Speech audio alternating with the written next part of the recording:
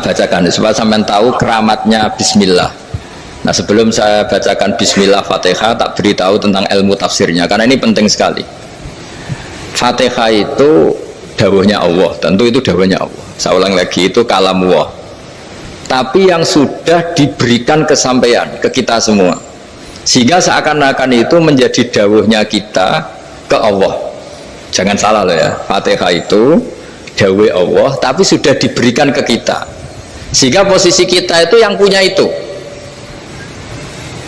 Nah, kenapa ini perlu dijelaskan? Karena nanti ada kalimat iyyaka na'budu wa iyyaka nasta'in. Kalau itu masih kalam Allah, berarti Allah ngomong ke kamu, ngendikan ke kamu, kepadamu aku menyembah. Masa Allah menyembah kamu? Nah, sehingga ilmu tafsir itu menyelesaikan itu dulu ya. Saya ulang lagi ya, sebelum sampean sering baca Fatihah, aku yakin ya sering baca. Tapi barokahnya tidak paham itu tidak pernah janggal. Enggak paham itu ya penting supaya tidak iskal, tidak janggal. Sebetulnya di kalimat itu ada yang janggal. Kalau Fatihah itu kalimatnya Allah atau kalam Allah, bagaimana dengan kata-kata iyyaka na'budu? Masa Allah ngendikan ke kita, kepadamu kami menyembah? Masa Allah menyembah kita? Maka penyelesaiannya secara ilmu tafsir gimana? Semua ulama mengatakan, bukan satu dua, semuanya mengatakan di Fatihah itu semuanya diberi kawalan kalimat. Saya ulang lagi ya, di Fatihah itu semuanya diberi awalan kalimat qulu, katakan wahai hambaku begini ya, katakan wahai hambaku begini. Nah, begini ini pelajaran dari Allah yang sudah diberikan ke kita. Terus kita mengatakan bismillahirrahmanirrahim, alhamdulillahirabbil, termasuk kita mengatakan iyyaka na'budu wa iyyaka nasta'in. Jangan bayangkan Allah ngendikan ke kita. Kalau Allah ngendikan kita berarti gini, hei wahyu ihdinas siratal mustaqim, tunjukkan saya jalan yang benar. Nah, nanti kamu terus, ya Allah, Anda aja minta tolong saya minta tolong siapa? Kan jadi panjang kan. Ya, saya ulang lagi ya. Jadi itu di Ulumul Quran diterangkan gimana? Sebelum baca Fatihah ya, Fatihah itu kalamullah, ngendikane Allah, tapi yang sudah diajarkan ke kita dan sudah milik kita, sehingga kalimat itu menjadi milik kita. Tapi ya kalamullah, tetap kalamullah, tapi sudah menjadi milik kita. Udah paham ya? Ya pinter nah. Ya, karena kalau tanpa penjelasan seperti ini Anda akan iskal. Bagaimana Allah, iskal itu janggal, bagaimana Allah mengatakan iya karena butuh, kan jadi aneh ya. Ya, jadi tak jelaskan secara ilmiah ya. Jadi kata ulama-ulama tafsir, ayat-ayat Quran seperti ini sebetulnya dimulai dari qulu apa? Meskipun nggak dilafatkan. Itu kan sama dengan qul huwallahu ahad Muhammad, katakan kalau Tuhan itu satu. Ya, namanya Quran itu kan kalam Allah, membina nabinya, membina umatnya. Makanya dikatakan atau enggak, di sini tersembunyi kata qulu, katakan.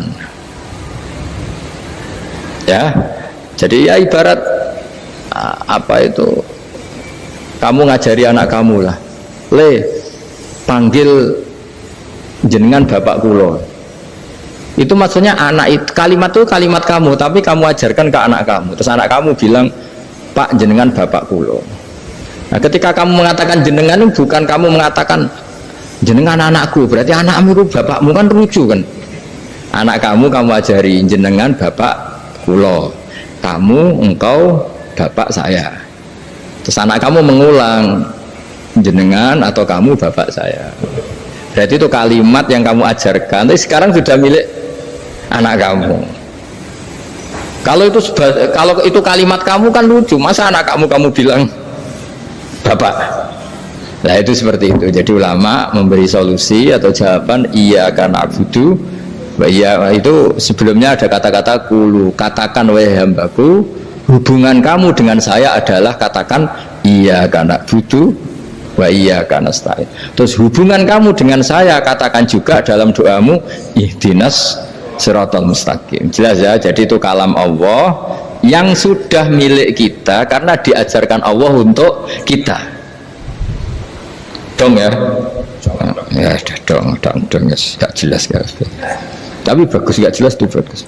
Kalau kamu jelas gak jadi digrab. jadi gubernur. Min azimi fadliha kasratu asma'iha wa fadail ukhra. Ini cerita dramatisnya surat Al-Fatihah. Qala Abu Hurairah radhiyallahu anhu inna iblisa ranna khina unzilat Al-Fatihah. Jadi iblis itu begitu kesakitan. Ini kitab Abwaabul Farad karangannya Syekh Muhammad Alawi, juga kutipan dari beberapa kitab. Yang jelas beliau sendiri juga ngutip dari beberapa riwayat di beberapa hadis. Halaman 1, 2, 3. Ketika Fatihah turun itu iblis kesakitan, kayak orang sakit gigi lah, tersiksa sisanya karena turunnya surat apa? Al-Fatihah. Artinya kalau anda baca Fatihah dijiwai, maka anda melemahkan setan, melemahkan iblis. Wa qala Mujahid khina unzilat Fatihatul kitab ronna fastama indahu asyayatin. Jadi ketika Fatihah itu turun, iblis itu terkapar lah kira-kira, sampai dijenguk banyak setan. Jadi kemana di ICU lah kira-kira gitu kalau sekarang itu, entah COVID entah enggak tahu, pokoknya di ICU sampai dijenguk banyak setan. Enggak tahu bawa apa enggak tahu, pokoknya dijenguk banyak setan. Mana yang nyangoni karena ini apa? Ketuanya apa? Pingsan, sakit. Di iblis itu sakit sampai dijenguk anak buahnya setan-setan. Ya semoga kalian semua tidak kenal setan. Kalau kenal berarti teman, apa?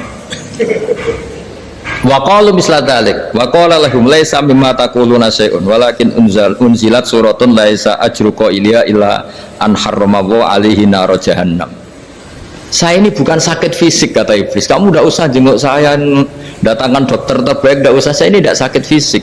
Saya ini sakit karena ada surat yang diturunkan, yang pahala yang melafatkan surat itu pasti selamat dari neraka.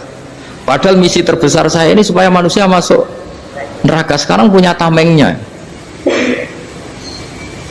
Gue pusing kan? Ya seperti orang lah, goda sampeyan ternyata sampean setia, itu kan pusing. Nah ternyata tidak setia, itu yang akhirnya ribet kan itu.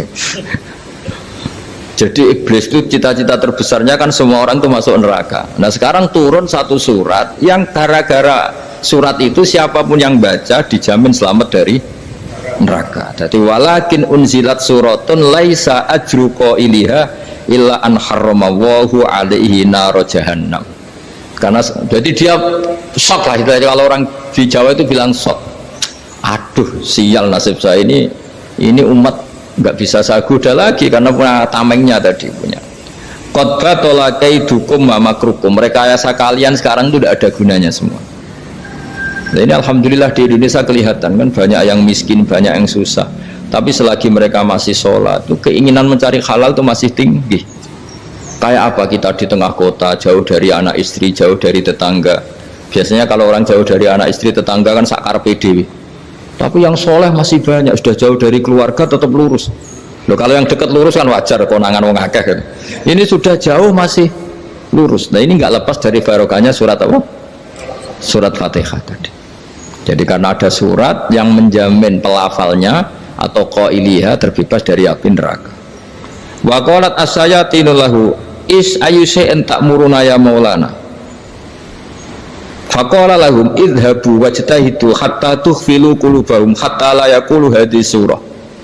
Lalu kita gimana, jari para setan begitu. Lalu kita gimana? Terus kata iblis, sudah bikin mereka lupa sehingga tidak baca lagi. Selagi masih baca kita pasti keok. Jadi kalau sampean sudah jarang baca Fatihah itu berarti sudah bagian dari kemenangan apa? Iblis. Jadi kalau sampean sudah jarang baca Fatihah itu berarti bagian dari kekalahan Anda, kemenangan iblis. Masih sering baca? Alhamdulillah. Berapa kali? Pertama kali sholat. Terus apa lagi? Ya, kalau ngajarin itu juga saya juga. Kok 5 kali tok itu? Berarti pas sholat fardu tok itu? Enggak 5 kali, itu mendingan itu 17. Kamu itu ngitungnya jangan 5 ini. 5 waktu aja. 5 waktu itu berarti lumayan lah. Berapa? 17 ya? Ya. 17 ya? Ya. 17. Tapi kalau makmum tuh sering separuh kan, apalagi makmum tarawih. Ya kan? Makmum tarawih itu bacanya Fatihah ada yang sempurna enggak ya? Ya enggak lah. Baru alhamdulillah rabbil alamin mampu ruko ikut ruko ini gitu. Makmum kan yang tarawih teman. Kalau tarawih jarang sempurna ya. Fatihahnya itu. Kan imam sudah ruko. Kamu bacanya Fatihah sampai mana tuh?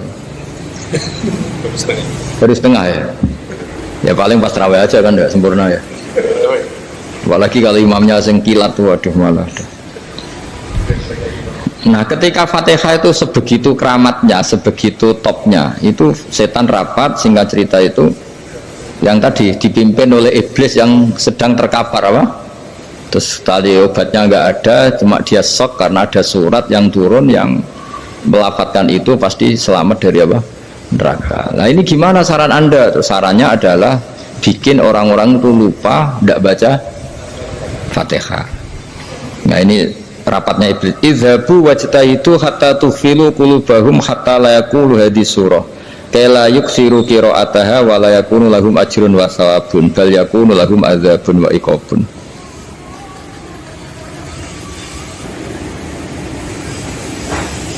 Jadi saya mohon selama ini Anda sudah baca, tapi mungkin hanya rutin saja. Napa rutin saja? Jadi barokahnya ngaji ini kamu punya kekuatan atau punya semangat membaca karena ini surat yang luar biasa. Ibarat gini, kalau sampean tanya, saya juga sering mikir, masa Gus hanya surat kok punya kekuatan seperti itu? Di dunia ini kata Allah, mulai Nabi Adam sampai kiamat, nggak ada yang bisa menandingi kekuatan kalimah. Kalimah itu kata-kata, nggak ada yang bisa menandingi kata-kata. Misalnya Anda nge-grab berangkat, istri cuek, berangkat cuek, itu beda dengan ketika meskipun satu kalimat, wes Pak, muga-muga dilindungi pangeran, mungkin jenengan selamat, itu menjadi teduh dan semangatnya luar biasa karena kayak mendapat support. Jadi kira-kira kalimat itu hubungannya kita dengan Allah. Fatihah itu seperti itu. Kamu melafadzkan satu kata-kata yang dibenarkan langit bumi, dibenarkan aras, dibenarkan malaikat, dibenarkan semua penghuni di dunia ini. Sehingga itu efeknya luar biasa.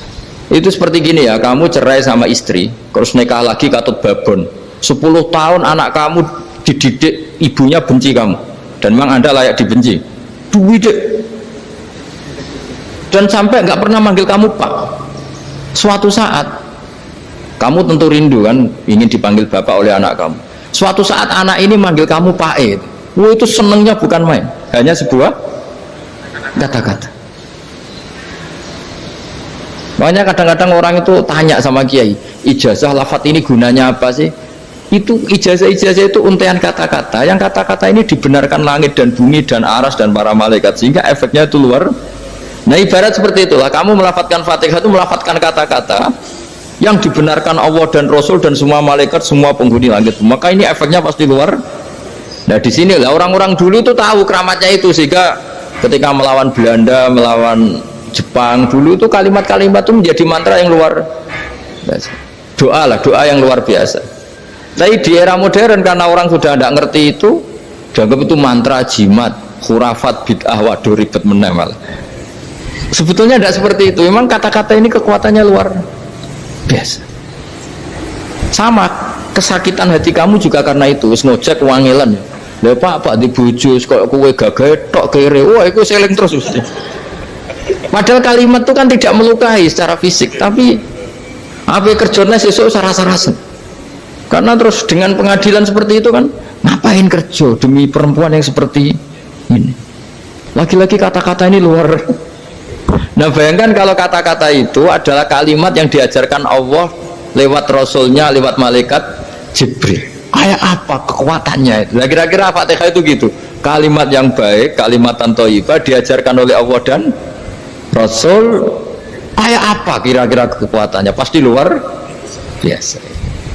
Wong support yang dikatakan istri kita, anak kita aja luar biasa, apalagi ini support yang diajarkan Allah dan Rasul. Ya makanya saya mohon kalau baca Fatihah, baca kalimat-kalimat thayyibah ketika sholat itu dijiwai. Ya misalnya Rabbana lakal hamdu mil'us samawati wa mil'ul ardi wa mil'u ma syi'ta min syai'im. Engkau zat yang layak dipuji, dan pujian ini memenuhi langit dan bumi. Karena kita tahu nggak ada sejengkal di alam raya ini kecuali di situ ada rahmat Allah. Misalnya kamu bisa lewat sampai rumah saya, kamu mungkin anggap biasa saja. Coba kalau ngalami likuifaksi, tahu-tahu bumi ini ambles, bisa ngelewati yang likuifaksi itu luar. Tanyakan orang pernah ngalami likuifaksi di Sulawesi, itu melihat bumi bisa diinjak gak ambles itu, wah luar Sampean nggak ngalami itu sehingga lewat bumi ya biasa aja.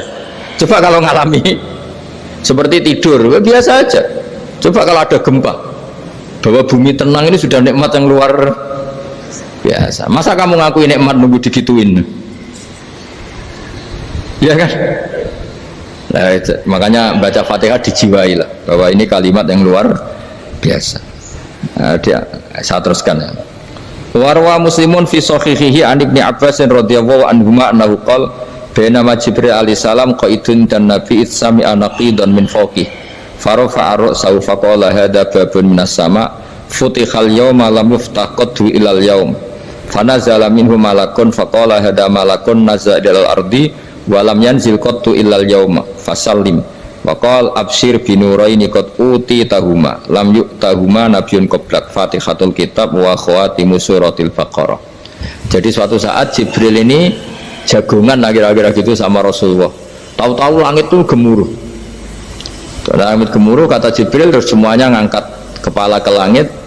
Ini pintu langit baru ini dibuka, yang sebelumnya tidak pernah dibuka seperti ini.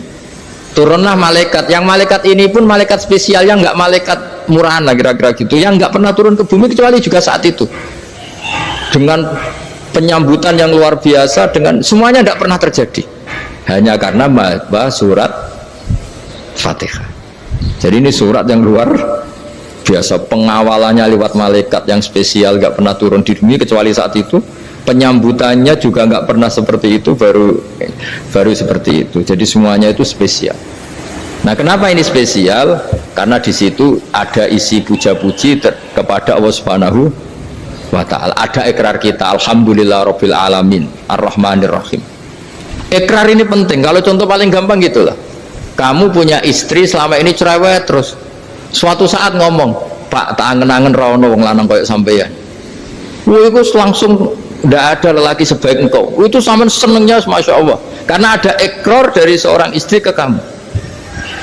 Nah, bayangkan kalau ikrar kita sebagai hamba diakui oleh Allah Subhanahu, maka ikrar ini akan dicatat sebagai kebaikan kita yang kita panen nanti di akhirat, karena ada ikrar. Kita ikrar bahwa alhamdulillah rabbil alamin, kita ikrar ar-rahmanir rahim, kita ikrar maliki yaumiddin, kita ikrar iyyaka na'budu wa iyyaka nasta'in. Sampean misalnya jadi orang Indonesia, ketemu orang Indonesia yang makmur di Jerman, terus lupa Indonesia. Kamu orang Indonesia? Enggak, saya ada orang Indonesia. Mangkel gak kira-kira? Mangkel. Karena salah ikrar kan gitu. Ya, jadi saya mohon jangan anggap kalimat itu hal yang biasa, tapi luar biasa. Nggih, ngoten mawon. Assalamualaikum warahmatullahi wabarakatuh.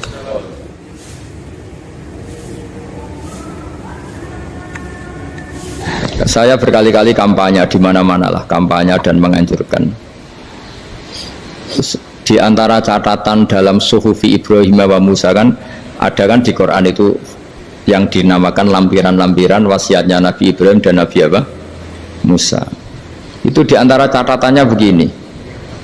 Orang yang punya akal itu adalah orang yang bisa menikmati sesuatu yang baik. Misalnya gini, contoh gampang gini. Kamu punya anak pertama atau punya anak yang masih kecil, itu gendong tuh senengnya bukan main, melihat anak sehat tuh senengnya bukan main. Mungkin saat itu banyak orang yang sedang maksiat dengan perempuan nakal atau dengan teman-teman nakalnya, yang nganggap seperti itu tidak nikmat.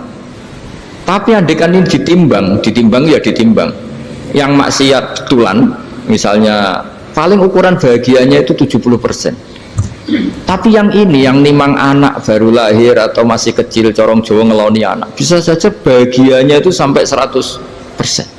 Artinya selama ini kesalahan kita adalah nganggap maksiat itu pasti menyenangkan dan taat itu tidak menyenangkan. Makanya saya berkali-kali fatwa, untuk melawan kenikmatan maksiat, orang harus terbiasa menikmati taat, menikmati kebaikan. Jangan kira kita nimang istri nikmat, nimang anak nikmat, ketemu teman yang lama tidak ketemu juga nikmat. Artinya kita akan melewati berjam-jam untuk jagungan sama teman, sama anak, sama istri.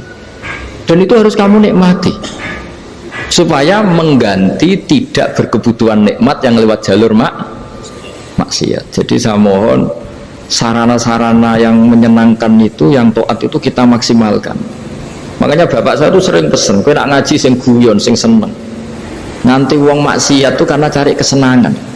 Coba kalau kesenangan itu sudah didapatkan saat taat, maka tidak butuh lagi kesenangan yang berbentuk maksiat. Makanya orang-orang wali dulu kalau sudah sholat itu gak bisa berhenti karena merasa nikmat. Makanya Nabi pernah ngendikan wa qurratu aini fi sholat, nyaman saya itu kalau sedang sholat. Itu tadi. Bayangkan kalau besok itu pasti mati. Makanya latihannya harus gitu. Bayangkan besok itu pasti mati. Berarti itu hari terakhir kamu. Ya, hari dengan merasa hari terakhir itu kalau kamu maksiat kan malu. Waduh, mati pas. Makanya sholli sholata muwaddiin. Kamu sholat seakan-akan itu sholat terakhir. Dan bayangkan akhirat tuh wa'mal li akhiratika ka'annaka tamutuhu, dan bayangkan akhirat tuh besok kamu mati. Sehingga ketemu istri ya seneng karena ini pertemuan terakhir, ketemu anak ya seneng ini pertemuan terakhir, sholat juga tenanan karena ini sholat terakhir. Sehingga kalau mau maksiat tuh takut, jangan-jangan ini kehidupan saya terakhir kok tak pakai seperti ini. Nah, jadi diantara resepnya itu apa tadi? Nganggep ya ibadah itu menyenangkan, nah, gitu. Pinter.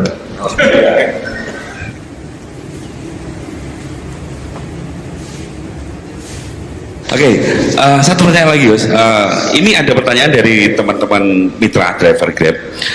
Saat mengantarkan barang, tiba-tiba azan waktu sholat, ya, Gus. Lalu kita sebagai driver harus sholat dulu atau menyelesaikan orderan dulu, karena itu juga amanah kan orderannya itu. Mungkin nganter barang atau mungkin nganterin penumpang. Mengingat barang tersebut sudah ditunggu pemiliknya dan penumpang tersebut juga sudah ada janji yang lain, pokoknya gitu. Nyuwun pencerahannya, Gus, gitu. Begini ya, ini kan fikih sosial ya. Saya jawab, ini memang harus pakai fikih, nggak pakai rasa. Saya ulang lagi, pakai fikih, nggak pakai rasa. Waktu sholat itu kan banyak ya, diantaranya maghrib dan isya, duhur dan asar, terus subuh sendiri. Ya, ben sampean belajar fikih, orang belajar tasawuf ya. Nah, kalau subuh itu tidak ada toleransinya kalau waktunya sudah tinggal 10 menit karena tidak ada jamak. Ya, tidak ada apa? Jamak. Sehingga misalnya kalau kamu ngojek waktu tinggal 10 menit ya harus sholat. Tapi kalau sekedar dengar azan ya, ini penanyanya kayaknya itu teman kamu, jadi fikihnya kayak kamu, nggak jelas. Azan itu kan bukan akhir waktu sholat. Azan itu bukan akhir waktu sholat, tapi awal sholat. Itu tidak harus supir Grab, tidak harus supir Gojek. Meskipun kamu makan ada azan ya teruskan saja, kan tidak akhir waktu sholat. Anda menerima tamu, gendong anak, atau sedang nyupir, atau sedang bercengkrama sama teman. Kalau ada azan ya nggak apa-apa, misalnya diteruskan. Kan bukan akhir waktu sholat. Yang benar-benar harus ditinggalkan itu kalau waktu sholat misalnya tinggal 7 menit. Atau tinggal 8 menit. Waktu yang mau tidak mau kamu harus tasarrufkan, kamu peruntukkan injury time ya, Gus. Injury time. Ya, gitu aja kok gak tahu ya. Nah, lalu misalnya kalau pertanyaan tadi mestinya kelasnya itu kelas afdoliyah. Utamanya gimana? Kalau wajibnya belum ada karena kan waktunya masih panjang. Jadi pertanyaannya bukan wajibnya tapi sebaiknya, karena ini semuanya belum mendesak kan. Andai kan kamu teruskan nganter barang kan tidak ada jaminan waktunya habis. Padahal kalau kamu memaksa sholat, mungkin citra kamu sebagai supir Grab tidak baik karena dianggap mengabaikan konsumen. Nah, terus kedua menyangkut jarak. Oke, seperti itu. Nah, sekarang kalau pertanyaannya dibalik, makanya yang dibalik ini agak ribet. Waktu sholat tinggal 8 menit. Ada konsumen yang minta diantarkan saat itu dan acaranya ke mall happy-happy, maka fatwa kita sebagai ahli fikih ya tantang saja, saya mau sholat dulu, kalau nggak sabar ya silakan cari yang lain kalau acaranya ke mall. Tapi kalau acaranya kelahiran atau transfusi darah atau mau nganterin darah ke pasien yang sudah koma, maka kita langsung, karena ibadah sosial itu didahulukan mengalahkan ibadah yang haknya Allah, karena Allah itu zat yang tidak butuh ibadah kalian. Tapi kalau pasien ini kalau nggak nang kesampaian darahnya mati misalnya, jadi kamarnya Allah lebih apian lah gitu. Makanya masyhur kalau dalam fikih hak Allah sama hak Adam ini dimenangkan hak adami, tapi bukan karena Allah kita kalahkan. Allah tidak butuh itu semua. Jadi dikalahkan tapi bukan karena kalah, justru karena tidak butuh. Ya ibarat gini lah, Allah itu saking baiknya Allah kan pasti di atas orang tua kita, itu pasti saya ulang lagi, baiknya Allah pasti di atas orang tua kita saja baik, apalagi Allah. Misalnya orang tua kamu butuh uang 5.000, adik kamu butuh uang 5.000, adik kamu yang kecil atau ya, kira-kira orang tua kamu tuh nyuruh dikasihkan beliau ke adik kamu, kira-kira saja ke adik kamu. Nah Allah itu saking baiknya, hal yang terkait Allah, misalnya tadi sholat tepat waktu sama ibadah sosial, itu disuruh ibadah sosial. Karena ini kalau nggak kesampaian transfusi darahnya atau apalah, atau kamu dokter yang harus mengurus operasi, waktunya tinggal 5 menit, kamu harus ngoperasi pasien dulu, karena Allah bisa menerima sholat kamu. Nah tak terangkan lagi, ini fikih terus. Lalu sholat yang apa? Kalau sholat itu antara maghrib dan isya, dan nanti yang terlambat itu maghrib, kita ngikuti ulama yang mengatakan jika ada darurat maka maghrib dan isya boleh dijamak meskipun tidak atas nama pergi. Kan jarak kamu kan tidak jarak masafatu qasrin. Artinya apa? Misalnya saya dokter harus operasi, waktu saya tinggal 8 menit mau maghrib, ternyata harus ada operasi. Kalau saya nggak nangani mati, saya harus operasi.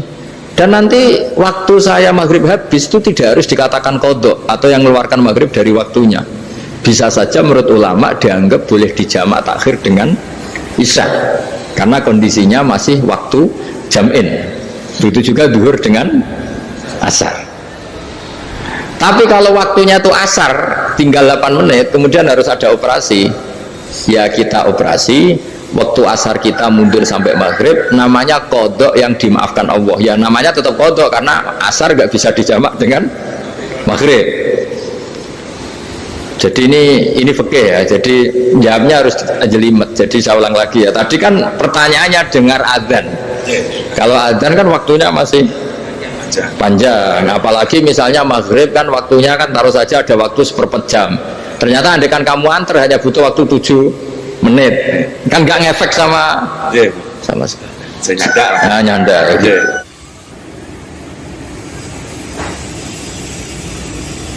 Kalau ada driver dapat orderan food, nganterin makanan, tapi makanannya non halal, itu pakai pripun. Nah makanya itu tadi, kamu tahu betul kalau itu non halal loh? Kalau itu sudah tahu pasti non halal, nah, ya, daging Tyrannosaurus nonton mungkin.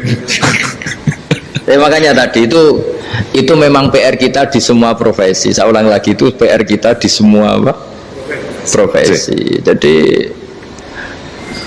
ya itu makanya pentingnya istighfar tuh di situ tuh sudah kita sebagai ulama menghalalkan tidak mungkin, mengharamkan kamu juga demo, ini pekerjaan bis gitu. Tapi yang jelas itu tidak bisa dihindari. Ya sama lah seperti orang di bis itu.